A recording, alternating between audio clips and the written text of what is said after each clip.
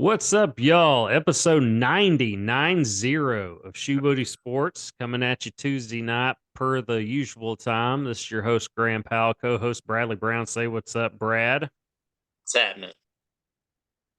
I'd say lots of things, but not a whole lot. It's that little lull in the sports world, but we got enough to fork out an episode. First, quick shout out to our sponsor. Shoe Booty Sports is presented by Rhino Races. Rhino Races is a virtual race series that offers 5 different races: a 5K, 10K, half marathon, a marathon, and the Rhino Ultra. Sign up for one or all 5 of their races at rhinoraces.com. Run your race at your convenience. Track it with your favorite fitness app. Screenshot your results as proof of completion. Submit those results to rhinoraces.com under the submit results section. Once your results are verified by Rhino Races staff, your award will be shipped to you by mail. Also, check out their gear section for t-shirts, wristbands, decals, and more. Again, rhinoraces.com. Rhino Races is the premier virtual running series. Also, you can find us, Shoe Booty Sports, on Apple, Spotify, Google Podcast, the Wisdom app. Subscribe to the YouTube channel and follow us on Twitter at Shoe Booty Sports. Okay, so Hard Knocks, jumping to football for a little bit. We're starting to get into kind of football mode. At least we're at least getting news out of there. Hard Knocks has announced that they will be with the New York Jets.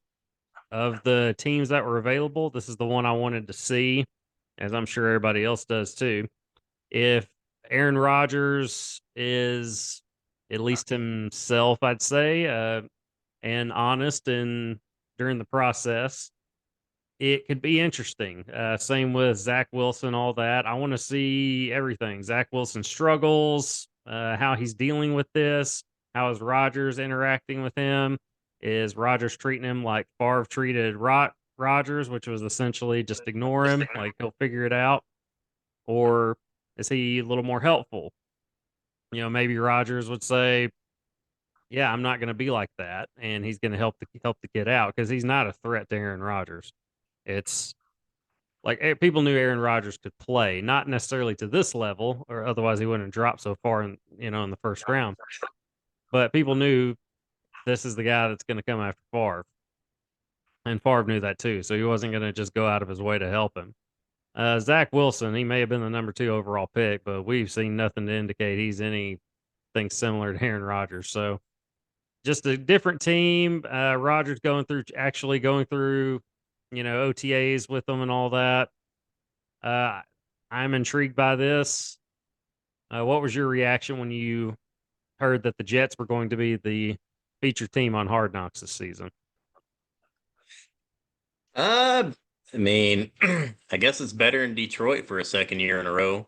I'm really anxious to see, how Wilson's going to make Rodgers' life a living hell like he promised last season, even though he didn't know Rodgers was going to be the quarterback, the new guy coming in. Yeah, I think it's going to be interesting, be plenty entertaining to see everything going on, especially with all the new members to that team. I have a feeling Zach Wilson's probably going to backtrack on a lot of those comments. Aaron Rodgers was not the guy when he made those comments. So yeah, it can go well or it can go not so well for Zach Wilson. That's just essentially up to Aaron Rodgers and probably the way Zach Wilson acts. Hopefully he's grown up some since last season where he had some not so great moments, obviously not on the field, or, but also in post game pressers too, not taking responsibility for playing poorly. That's not going to sit well in the locker room. Just shows a lack of maturity. It's and he was the problem. He was the clear problem. Like that's a pretty good team. It's not the Jets of old. It's a good defense. Had some playmakers. Had a playmaker running back. Was it Brees Hall? That was his last Yep. name. He playing very well up until he got injured. But Zach Wilson clearly the weak link on that team, just that entire team. So fix that. Fix that in the offseason. I would have been. You don't want to see the same team in a row, 2 years in a row. But I would have been okay with it being the Lions, just because one, the team we saw this year, two, their head coach, love Dan Campbell. Jared Goff had a breakout year. I mean, Jared Goff had a hell of a season last season. Obviously, gosh, the the running back who led the league in touchdowns. Can't remember his name. I'd say I should know it because he was on my fantasy team, but my fantasy team did so poorly just overall that I just tried to push that out of my memory for good. That's an interesting team. I would have been cool to see that, but this is the team I wanted to see, the New York Jets. I look forward to it. When does it come out? August, late August? Oh, I have no idea. No idea. Well, the usual time, I'm sure, but I'd look forward to seeing it, assuming I can possibly get somebody's Max subscription by then. But until then, I'll just have to figure out another way or just find some YouTube clips or something. But one, I look forward to that. One thing I did discover last night, I knew it was a thing, I'd heard about it, but I watched the first episode last night, Netflix's Quarterback. You feel like you're going to say something, or are you yawning? No, no, that was a little bit of a yawn, but yeah, I have not had the chance to check that show out yet. I really want to. That and the PGA players show that they had or documentary or whatnot. Falling behind on my Netflix game. Well, I am too, but I did check that out last night. I was able to see that. Very good first episode, very solid first episode. I'm looking forward to watching episode 2 tonight. It's a behind the scenes look of three quarterbacks for those of you that don't know what we're talking about. Three NFL quarterbacks, starting quarterbacks at least going into last season. That will not be the case this season. Patrick Mahomes, obviously, job safe. Patrick Mahomes, one of them, Kirk Cousins, the other, and Marcus Mariota was quarterback number 3. Desmond Ritter, I believe, is the guy now in Atlanta. So we're probably going to see, and I'm sure, like, that Peyton Manning was an executive producer for this show, by the way. He has a little bit of a on camera spot speaking at kind of the beginning of episode 1, but it's it's really those three guys. It's Mahomes, Cousins, Mariota, and they were all three are at different spots in their career, right? Mahomes, best in the league, best in the world at quarterback right now.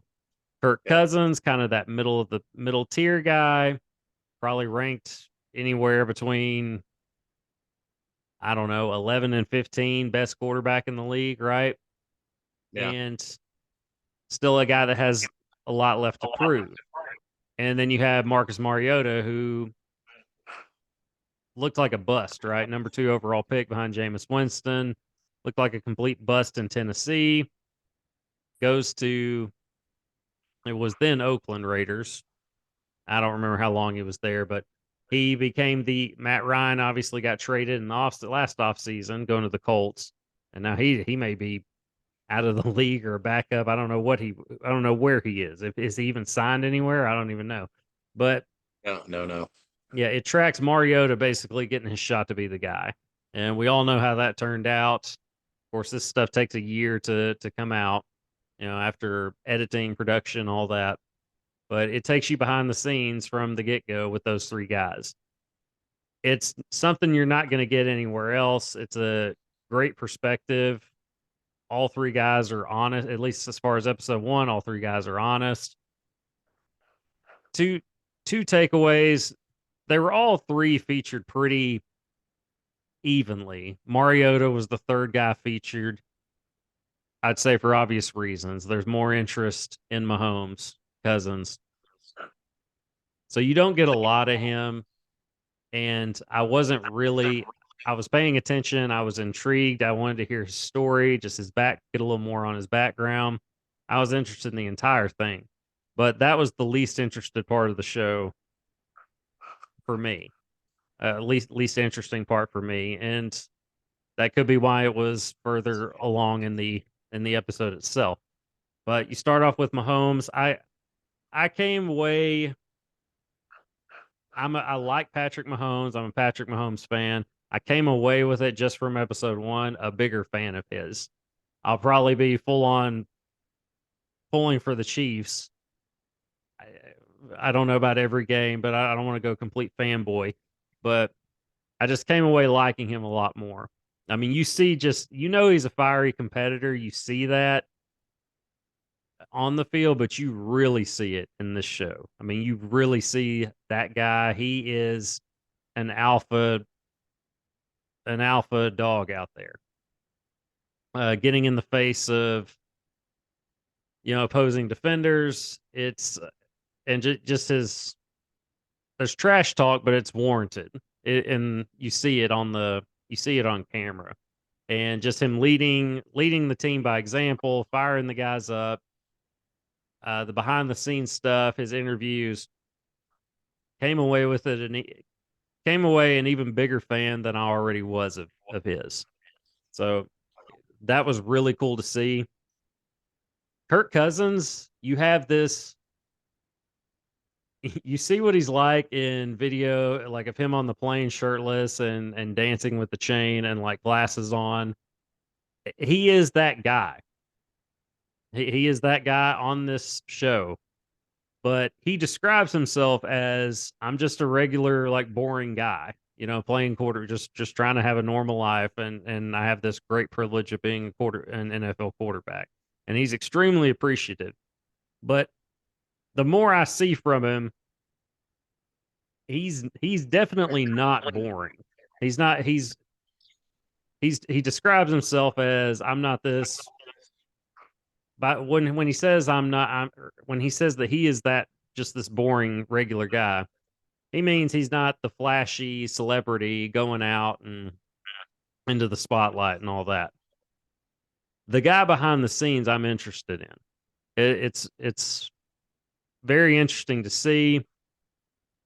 He hears and knows all the stuff about him, and he is as big of a critic of himself as anyone. If not, he's just he's his biggest critic, basically.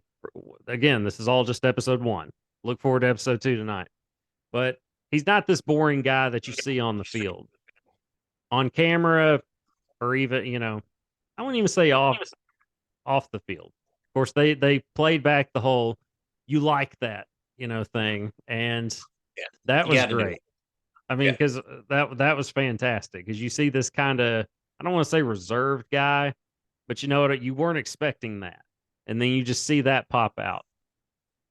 You see moments like that kind of just in practice, but to see like the real guy is interesting, and just where he's at in his NFL career, he feels definitely he has something to prove. He wants to play his best football now in what's essentially probably the twilight of his career. He's been in the league for close to 10 years now, which is kind of wild to think about, right? yeah, That it's been that long. I mean, you think about it, drafted behind RG3, same draft, and ended up having the best, the by far better career, statistically and earnings wise. And if you look at, I mean, if you just look at Kirk Cousins' statistics, just his statistics, you'd be, yeah, that's a good career. Like, I would take that, right? And yeah. it's not enough because he hasn't won big games. And that's what we're waiting on. He knows that. And just to see his process, like behind the scenes, even his home life, just chilling at home, being a dad, being a husband, uh, and to see his prep, just training wise and just watching film, etc.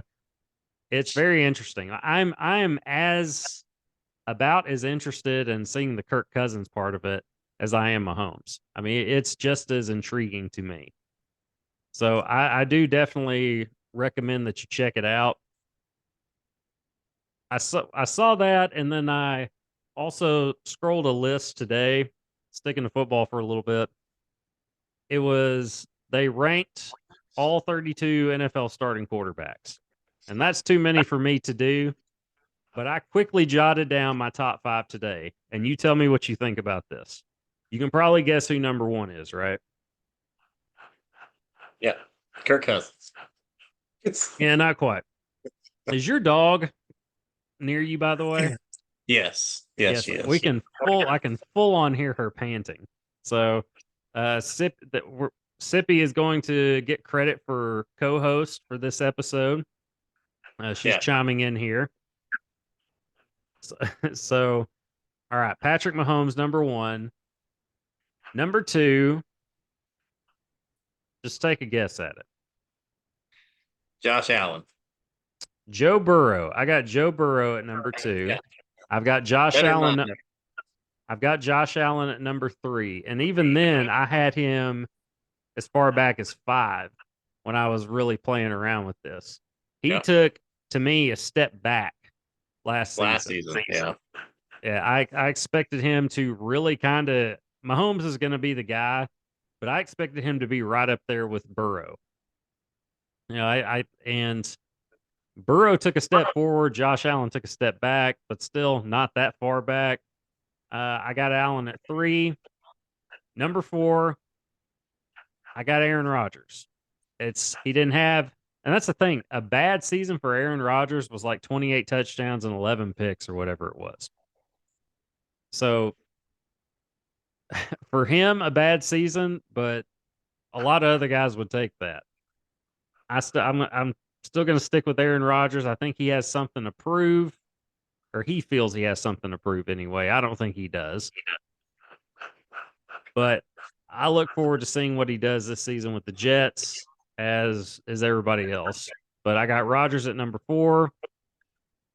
Who do you think would be at number five there? Man. And by that, I mean, who do you think I have there? Because your top five would be a completely different thing. Maybe. Man, I don't know who you would have in there at five. Well, you got to pick one. This is the show. I don't know. Who you gonna throw in there? You gonna throw in Jalen? No. I like Jalen. He's not a thrower of the football as this guy is. I became a Jalen Hurts fan this season, though. I got Justin Herbert at number five. Throwing in Goff? Not quite. I do. My next question, I'll kind of get to that a little bit. We could discuss him, but I got Justin Herbert at number five. What are your thoughts on that list? Anything you disagree with, or that you would switch out with somebody else? Uh, I think it's unanimous. We got Mahomes number one. If you don't, you're just I would wrong. agree with your top three.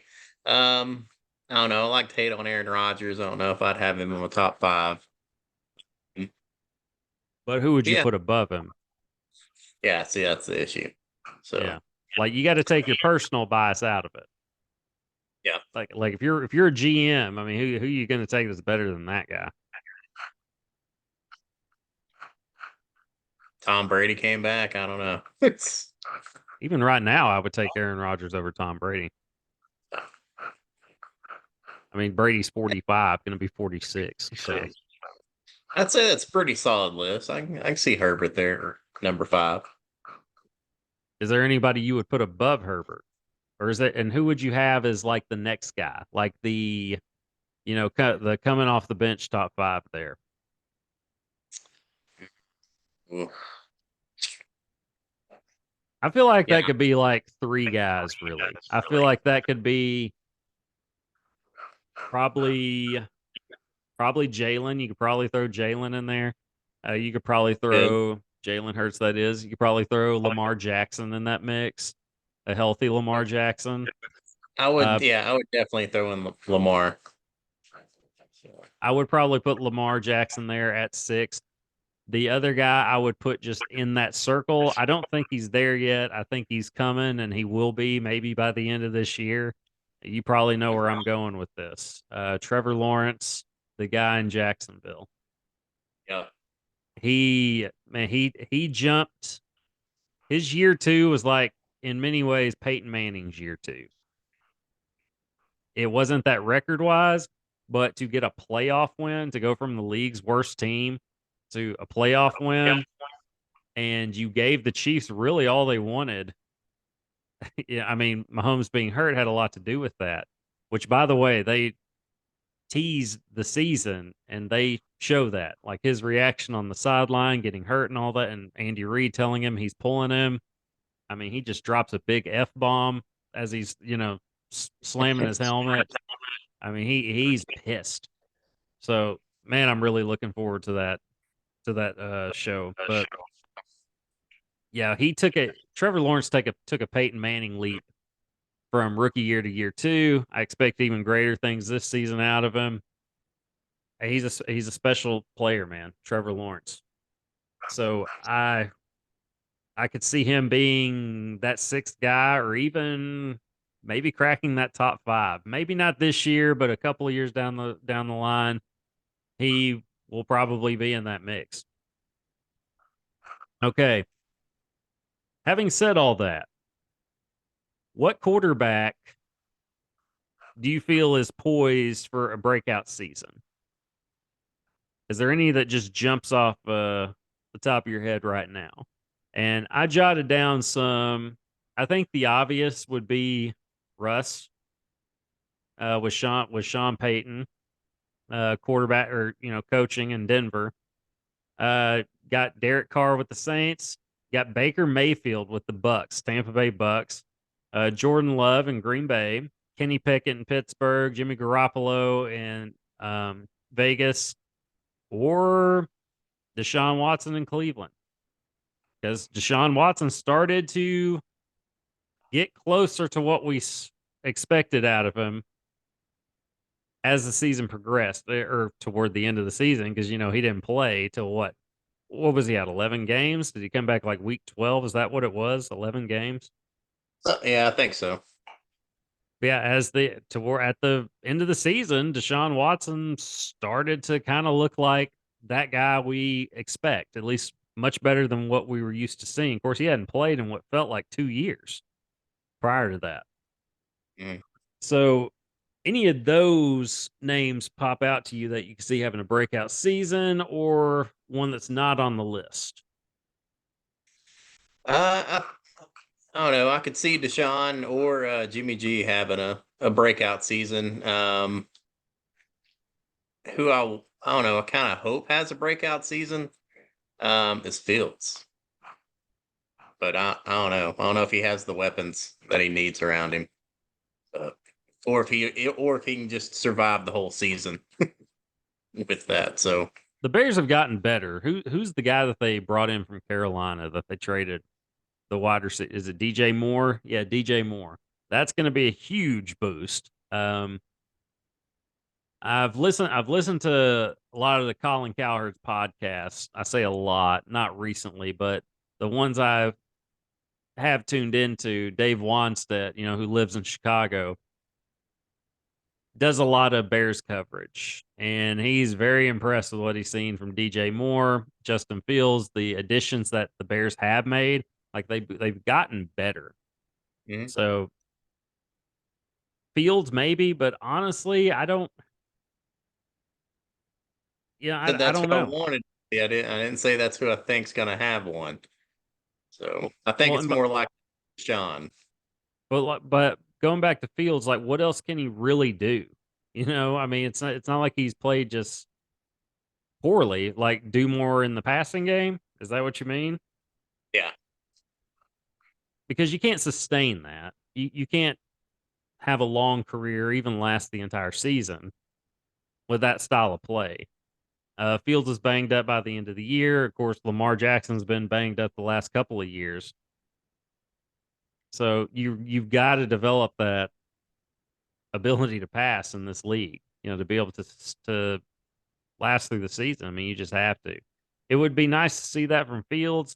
I think the two on that list that are more poised to do that to me is one, Russ, because we've seen that he's a Hall of Fame talent champion, but he needs the right guy calling plays, coaching him. There's nobody better than Sean Payton that can do that. That was available out there. So I think Russ is, of those names, the one that should have the breakout season. It's hard for me to believe that Russ is just washed. To go from what he was doing in Seattle And he was banged up that last year, and we didn't see much of him. But to see what was last year, just something you want to forget if you're him. That was as bad of a football team offensively as I've seen in recent memory. And That's something you get if you were him or any of the Denver Broncos fan base. Yeah, that was just an atrocious season offensively. So they brought in Sean Payton to fix that. We'll see if it happens, but I would say Russ should be the guy that does have it. The other guy I would say would be Jordan Love. I think Jordan Love this is his team now. He's wanted it to be his team. If Rodgers came back with Green Bay, it was reported that Jordan Love wants to start. He wanted to start this season, if not in Green Bay, somewhere else. So I think he's the other guy that could do that. Deshaun Watson, I'm still kind of wait and see. Cleveland's a I don't know. I don't know what we're gonna get out of them. Do they still have that offensive line? I mean, you still got Nick Chubb, you still got a good running game. It could happen, but I'll I want to see it before I start to believe it. Yeah. And I want to see it consistently. So I think those two, Russ and Jordan Love, could really be the two that are poised to have a breakout season. Going back to Jared Goff, I he popped into my head initially, but then I was like, well, he already had a breakout season. That was last season. He had like what 30 touchdowns and close to single digit interceptions. Had a huge season in Detroit. So his breakout season was last season. And or just a reminder that hey, I'm a former number one pick. I'm still here. Okay. Not much to make about this, but I still took note of it. Patrick Mahomes saying that the Chiefs are aiming to repeat because, I mean, what else are you supposed to say? That made headlines just because what else are we going to talk about right now? You know?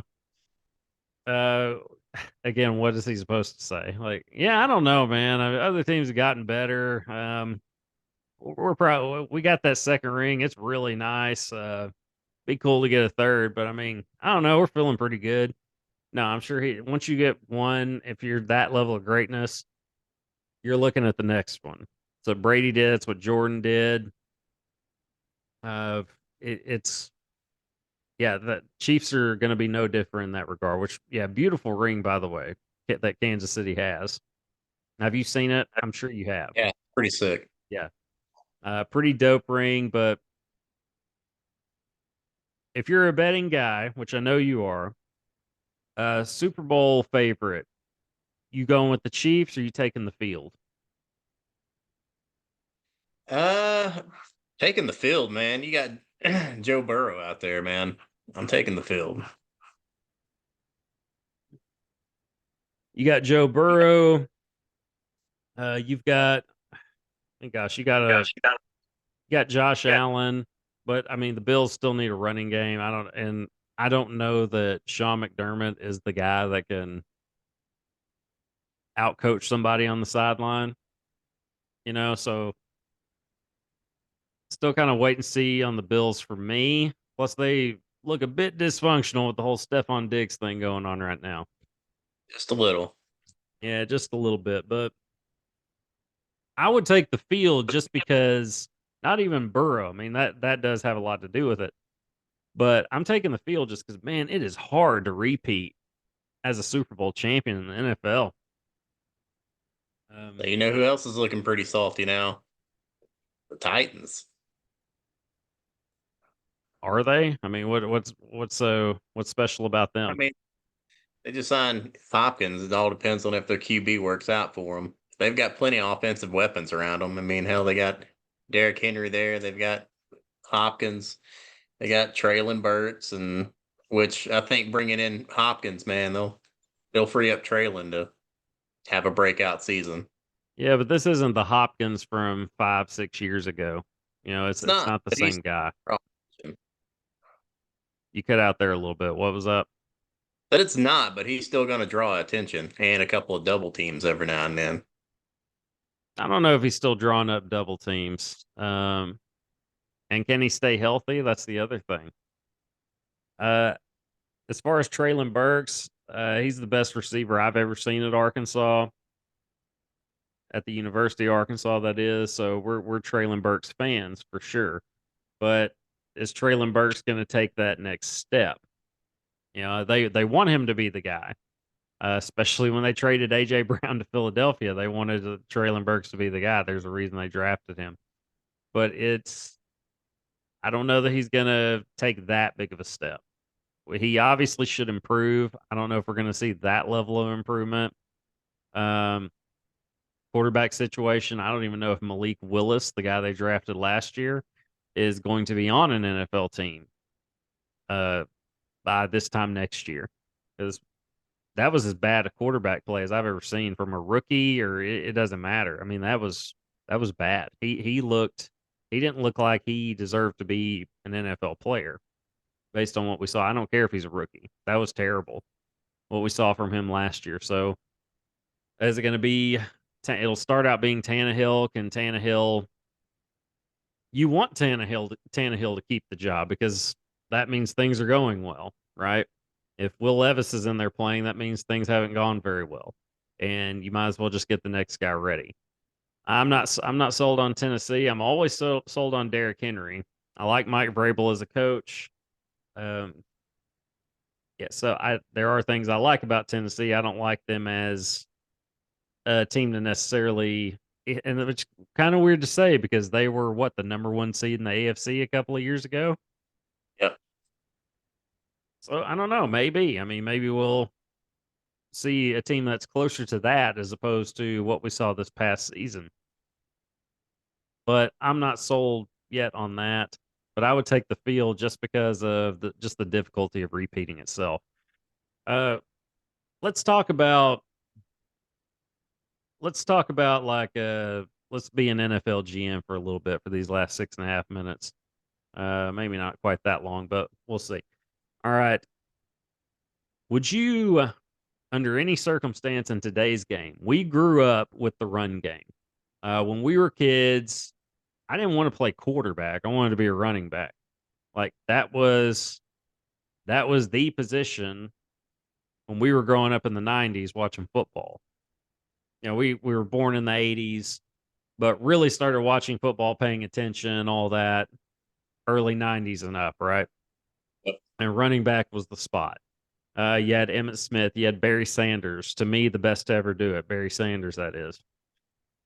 Um, yeah, Emmett Smith, all-time leading rusher. Ricky Waters, San Francisco. I mean, I could go on and on about this, right? Our early 20s, LaDainian Tomlinson. I mean, of course, by then we weren't kids trying to play NFL running back. But point is, like 2006, you know, Darren McFadden from Arkansas went what, fourth overall to Oakland. Yeah. Unfortunately, that I think had a lot to do with his career not Mhm. panning out in the NFL. I mean, yeah, he played 10 years, made a lot of money, but looked like a Hall of Fame talent coming out of college, right? College football Hall of Fame for sure. The best to ever do it at Arkansas in any position. But Damn high years. right, but it's my question is cough button. If you're a GM, do you draft a running back in the first round under any circumstance? And if you do, what is it? Is it like an Adrian Peterson is sitting there at number 6, 7? Derrick Henry. I mean, like, do you draft a running back at all if you're a GM? If one of those guys is sitting there, yes. But I don't know, man. I don't think you take them in the first half. If you're like on the last half of the first round, I'd say take them then.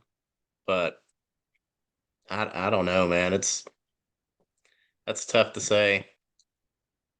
It's weird to even think about why you wouldn't take one in the first round nowadays. But Because all people do is throw the football now. I mean, you throw well, I the know that. football. But Danny Dimes is making 40 million a year. Saquon is wanting 16, and the Giants are probably going to pay him 10 or 11. yeah, That's why. and the offense runs through Saquon Barkley. How mad would you be? How pissed would you be if you're Saquon and you can't even get 16 mil a year from the Giants or even a long-term deal? You might get 16 mil for 2 years. And you look across the huddle and the guy who's either handing it or throwing it to you is getting paid 40 million a year on what, a 4 or 5 year deal, whatever it is, who's not even very good. Maybe middle of the pack quarterback at best. Yeah, I'm Colin Danny, pissed. he's out there throwing nickels, man. Yeah, if that. But it's having said that, it's not fair, especially with the salary cap going up and everything. It's not fair that running backs aren't getting theirs. It's I'm also not blaming the Giants because they know that they can pay that. They know that that's what the market dictates right now for running backs. It's the devaluation of the NFL running back is just kind of fascinating. I mean, it was the maybe most quarterback's always been the most valuable, Yeah. but running back wasn't far behind when we were growing up. And now it's probably the least valued position often on the at least offensively in today's game. You take a receiver, you take a tight end in the first round before you ever take a running back. And the reason is there's just so many. I mean, you can just plug, you don't get this guy. Well, there's another guy that's going to be available in rounds 3 and 4. Yeah. What did the Chiefs do? They took Isaiah Pacheco in like what, round 7? And look how that worked out, you know? I mean, Misses. that there's plenty there. If I'm an NFL GM, I am under no circumstance at all taking a running back in the first round. That's just my personal philosophy. If it's not a quarterback, I'm going, if it's not like a franchise quarterback, next generational talent, I'm not moving up to get a Will Levis. I'll move up to get an Andrew Luck, something like that. But if it's not quarterback, it's offensive line, it's defensive edge rusher, it's wide receiver, it's tight end, it's top notch defender, outside linebacker, somebody that can get to the quarterback, shut down corner kind of thing. Just my personal philosophy, how I would do it. So, NFL teams, feel free to give me a call. Very football heavy episode. Fun to talk about. I'm going to go watch episode 2 of Quarterback on Netflix. Check that out. Might have some more to talk about with that next week, and whatever else is going on in the sports world. But we're out of time, so we'll have to see y'all next week. Till then, this is your host, Graham Powell, Brother Brown. co-host. See y'all. Deuces. Peace.